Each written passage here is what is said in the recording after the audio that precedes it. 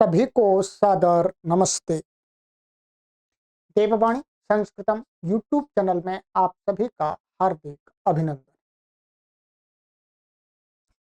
शुद्ध वर्तनी एक हमारी श्रृंखला चल रही है, हिंदी के शब्दों का शुद्धिकरण।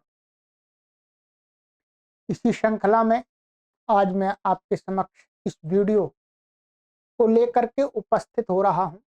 अभी तक पीछे हमने कई वीडियोज बना दिए हैं, उनको भी आपने देखा नहीं है तो अवश्य देख लें।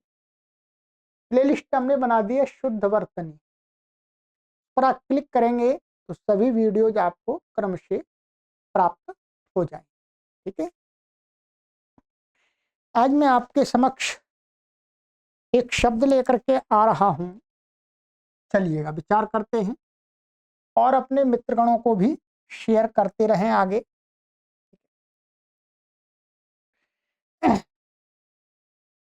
कुछ लोग जब पत्र आदि लिखते हैं,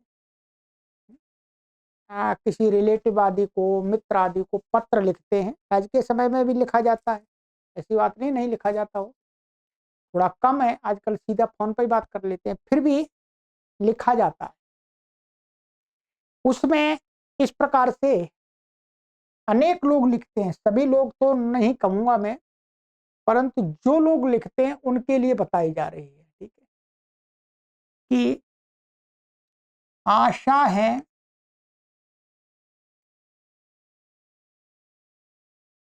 आप सकुशल पूर्वक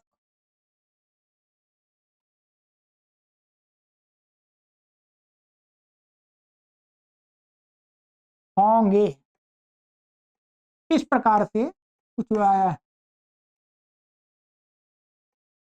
इस प्रकार से लिखते हैं। जब भी लिखते हैं कहीं बीच में, वहां पत्र आदि में शुरुआत करने से पहले, कि आशा है आप सपरिवार सकुशल पूर्वक होंगे, अथवा आप अकेले करें तो आप सकुशल पूर्वक होंगे।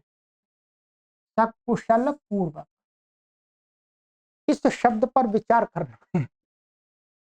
कुछ लोग लिखते हैं, माने अनेक लोग लिखते हैं ऐसा। आप लिखते हैं तो सुधार कर लीजिएगा, और नहीं लिखते हैं तो कोई बात नहीं, अच्छी बात है।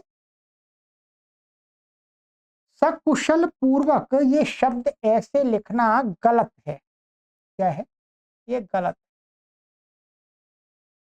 सकुशल पूर्वक से लिख करके शब्द को हम ये, इसका अर्थ ये होता है कि आप अच्छे होंगे, यानी सब आपको ठीक ठाक होंगे, कोई परेशानी आपको नहीं होगी। यही इस शब्द, जो समस्त शब्द है, उससे यही कहना चाहते हैं, यही भाव है इसका, परंतु ये गलत है। देखिएगा इसमें क्या, एक सकुशल, क्या है? सकुशल। सकुशल में जो स शब्द है, ये वास्तव में क्या होता है? संस्कृत का ये शब्द है, दोनों ये क्या है वास्तव में? सह। सह शब्द को जब किसी दूसरे शब्द के साथ मिलाते हैं, समास करते हैं, समस्त पद बनाते हैं, तो ये सह क्या हो जाता है? स हो जाता है, व्याकरण के नियम से। हिंदी में भी सीधा का सीधा, ऐसा का ऐसा ही ये। सह कुशल, ठीक है, कुशल, सह का अर्थ होता है साथ। अब इस सह का जो स हुआ, उसका भी अर्थ क्या होगा? साथ ही होगा। साथ में कुशल, कुशल माने अच्छा, माने इसको यदि हम तोड़ेंगे संस्कृत में, वास्तव में इसको ऐसे कहते हैं, कुशल, कुशलेन सह सकुशल। मैं लिख देता हूँ, आपको समझ में आया? ठीक है, हिंदी में हमें समझना है। कुशलेन सह सकुशल, सकुशल ये संस्कृत में बन गया। ये विसर्ग हटा करके हमने सीधा का सीधा ऐसा ले लिया हिंदी में। इसका अर्थ होता है कुशल के साथ, माने कुशल के साथ में जो है वो व्यक्ति या कोई भी हो, ठीक है। तो सकुशल शब्द का ही वास्तव में क्या अर्थ होता है, माने अच्छे हैं आप, अच्छे, ठीक है। अब इसमें आपको पूर्वक जोड़ने की आवश्यकता नहीं है, क्योंकि पूर्वक पूर्वक भी यही अर्थ देता है। पूर्वक का अर्थ भी होता है माने कुशल पूर्वक, ऐसा बोलेंगे तो भी यही अर्थ निकल के आए। पूर्वक का वही अर्थ है जो स का अर्थ होता है, तो एक अर्थ के लिए दो शब्द नहीं जोड़ेंगे। सकुशल शब्द से अर्थ आ गया, ठीक। यदि जब पूर्वक हमें जोड़ना है, क्या करेंगे, जब हमें पूर्वक शब्द को जोड़ना है तो क्या लिखेंगे, ऐसे लिखेंगे कुशल पूर्वक, ठीक है। कुशल पूर्वक का जो अर्थ है वही अर्थ है सकुशल का। कुशल पूर्व माने कुशलता के साथ, ठीक ठाक, ठीक है। तो इसलिए अब यहां पर हम लिखते हैं सकुशल पूर्वक, तो यहां पर जब हमने स जोड़ दिया कुशल के साथ में तो फिर पूर्वक की कोई आवश्यकता नहीं है। और यदि हमने पूर्वक जोड़ दिया तो स की कोई आवश्यकता नहीं है। चाहे स जोड़े चाहे हम जोड़े पूर्वक, एक ही शब्द जुड़ेगा कुशल के, पूर्वक जुड़ेगा पीछे, स जुड़ेगा पहले, ठीक है। तो हमें लिखना ये चाहिए आशा है आप सकुशल होंगे, ये भी अनेक लोग लिखते, अथवा हमें लिखना चाहिए आशा है आप कुशल पूर्वक होंगे, ये बिल्कुल सही है। ये गलत है, ये गलत है। कुशल के साथ सकुशल बोले या कुशल पूर्वक, यहां पर स जोड़ दिया हमने पहले, तो पूर्वक जोड़ने की आवश्यकता नहीं है। तो आप में से कोई इस शब्द को लिखने में त्रुटि करते हैं तो उसको सुधार ले, और आप पहले से जानते हैं तो कमेंट कर दें, हमको भी पता लग जाए कि हाँ आप जानते हैं। ठीक है। नहीं जानते हैं तो कोई इसमें वो नहीं है कि आप नहीं जानते हैं इन शब्दों को जो मैं बता रहा हूं तो मैं बहुत बड़ा ज्ञानी हो गया और आप ज्ञानी नहीं है, ऐसी बात नहीं है। जो मेरे ध्यान में बातें आती हैं वो बता देता हूँ, वैसे बहुत बड़ा ज्ञानी नहीं हूँ, और उन बातों से आपको लाभ मिल जाए तो अच्छी बात है, ठीक है। तो एक तो ये शब्द हो गया सकुशल, हम तो आज से क्या बोलेंगे, सकुशल बोलेंगे या कुशल पूर्वक बोलेंगे, इनमें से कोई एक बोलेंगे, ये पूरा नहीं बोलेंगे, पूरा गलत है, ठीक। चलिएगा अब चलते हैं आगे।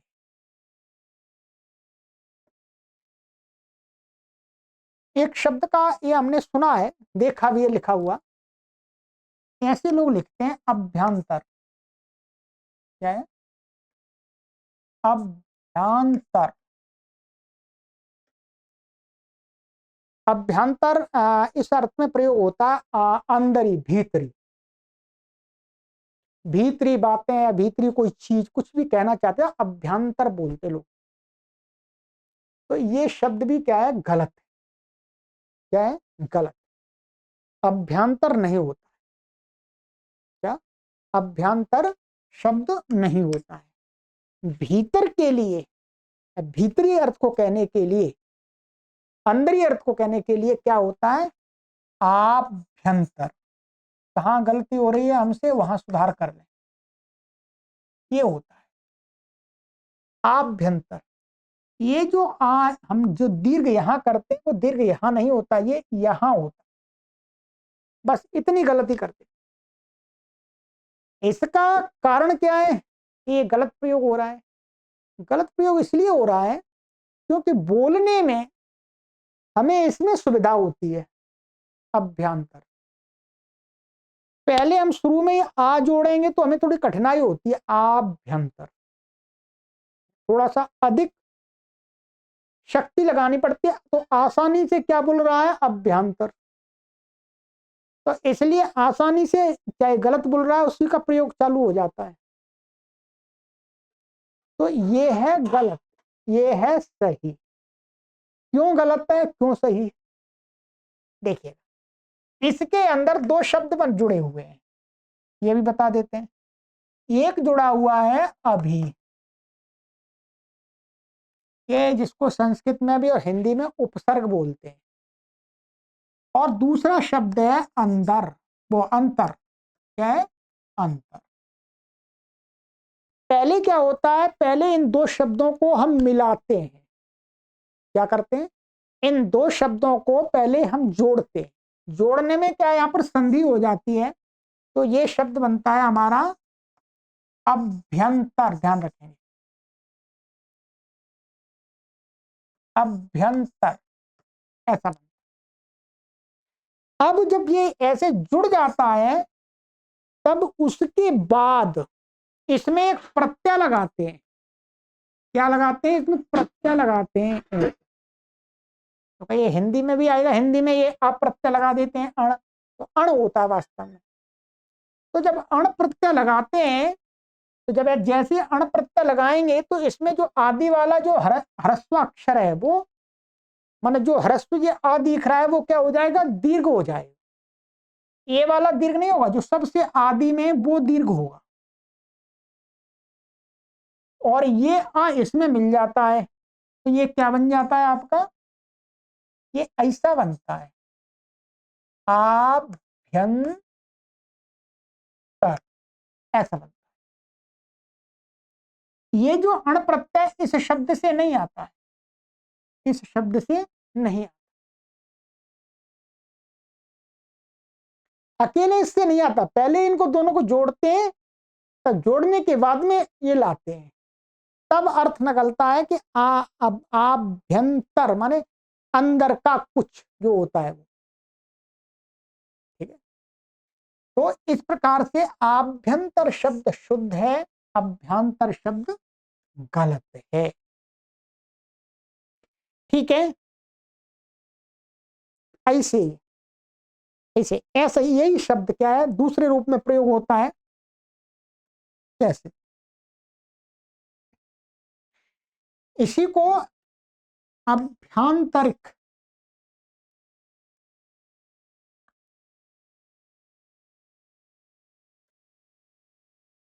ये ऐसे भी प्रयोग करते हैं लोग, अभ्यांतरिक। ठीक, अभ्यांतरिक ये भी गलत है, ये भी गलत। इसमें बच क्या है, ये भी कैसे बनता है, इसका सही क्या बनेगा, इसमें बनेगा आभ्यंतरिक, ऐसा होता है सही। अर्थ वही होता है, आभ्यंतर का जो अर्थ है वही अर्थ है आभ्यंतरिक का। ठीक है, तो आभ्यंतरिक, ये इसमें भी क्या होता है, जैसे मैंने ये बताया था, पहले हम क्या बना लेते हैं, ऐसा बना लेते हैं जोड़ के, अभ्यंतर। ठीक है, वहां पर क्या है, अण प्रत्यय होता है।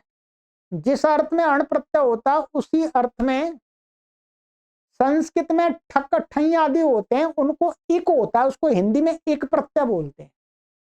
क्या है, इक प्रत्यय जोड़ते हैं इसमें, इक। ठीक है, वो संस्कृत में क्या है, ठा ठा ठक ठई ठई आदि का ठक का होता है, या ठई का होता है। ठीक है, किसी का इसमें तो ये इक होता है, तो ये संस्कृत में तो आप मत जाइएगा, इक। और जब हम इक प्रत्यय जोड़ते हैं, तो क्या होता है, जिस शब्द से जोड़ते हैं उसका जो आदि वाला अक्षर होता है, उसको दीर्घ, माने यहां पर ये अ है तो उसको दीर्घ हो जाएगा, को वृद्धि बोलते हैं वैसे संस्कृत में, परंतु यहां पर अ को दीर्घ कर दें। ठीक है, इसके कारण से क्या है, ये दीर्घ हो जाता है, और इसके योग में क्या है, इसका जो अ है वो हट जाता है, ये र बचता है, और ये इक इसमें जुड़ जाता है, तो ये क्या बन जाता है, आभ्यंतरिका, ये ऐसे। ठीक है, ये क्या बनता है, आभ्यंतर का आभ्यंतरिक। तो इस प्रकार से इसका प्रयोग देखना। एक शब्द ऐसी का ध्यान रखेंगे, ये हो गया।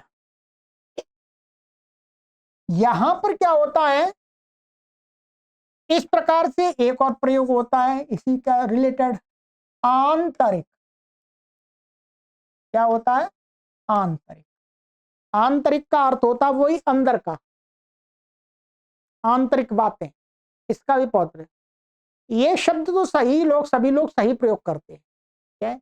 आंतरिक शब्द का तो आप सभी सही प्रयोग करते हैं। यहां पर क्या है, यहां पर जो एक प्रत्यय है वो अकेले अंतर शब्द से भी आ जाता है।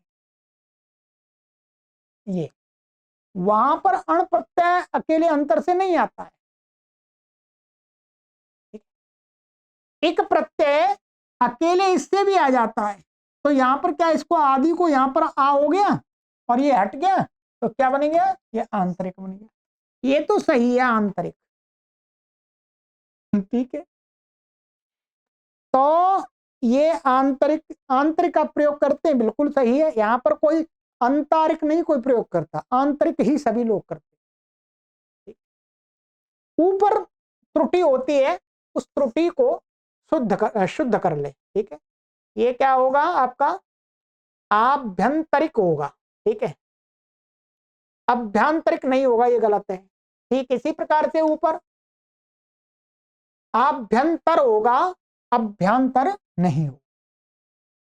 ठीक है, तो आज इन तीन शब्दों पर हमने चर्चा कर ली है। तीन क्या, मुख्य रूप से तो दो ही माने जाएंगे, एक तो अंतर से सहित वाला है और एक है सकुशल पूर्वक वाला। ठीक है, तो ये हो गया। अच्छा, एक शब्द का और चलिएगा प्रयोग कर देते हैं। कुछ लोग करते हैं, सभी लोग नहीं करते हैं। क्या है, कुछ लोग ऐसे कर लिखते हैं, प्रदर्शिनी है। ऐसे लेखन में दिखाई दिया गया है, लेखन में प्रदर्शनी, यानी जो प्रदर्शनी होती है ना, उसको वास्तव में ये सही तो क्या है, ये ई नहीं जोड़ना चाहिए, वास्तव में शुद्ध क्या है, प्रदर्शनी। ये ई नहीं होता इसमें, प्रदर्शनी कुछ लोग बोलते, सभी लोग नहीं बोलते। प्रदर्शनी ही शुद्ध है। प्रदर्शनी माने प्रस्तुति, जो कुछ कुछ वस्तुओं की कहीं प्रदर्शनी लगती है, तो प्रदर्शनी। तो यदि आप इसको भी कहीं गलती यदि करते हैं तो शुद्ध कर लीजिएगा, नहीं तो प्राय करके ये तो लोग ठीक बोलते हुए तो ठीक और लिखने में भी सही लिखा जाता है, तो कहीं कहीं पर देखा है कि ऐसा भी लिख देते हैं प्रदर्शनी, तो प्रदर्शनी गलत है, प्रदर्शनी। ठीक है, चलिएगा, तो आगे की कक्षा में फिर और शब्द लेकर के आते हैं। आपके पास में कोई शब्द हैं तो आप भी हमको बताइएगा। ठीक है, सभी को सादर नमस्ते। वीडियो को शेयर अवश्य करते रहें और हमारी जो हिंदी व्याकरण की सीरीज चल रही है उसको भी आप देखें। ठीक है, हिंदी व्याकरण पढ़ेंगे आप तो सारी ये जो त्रुटियां हैं वो दूर हो जाएंगी। ओ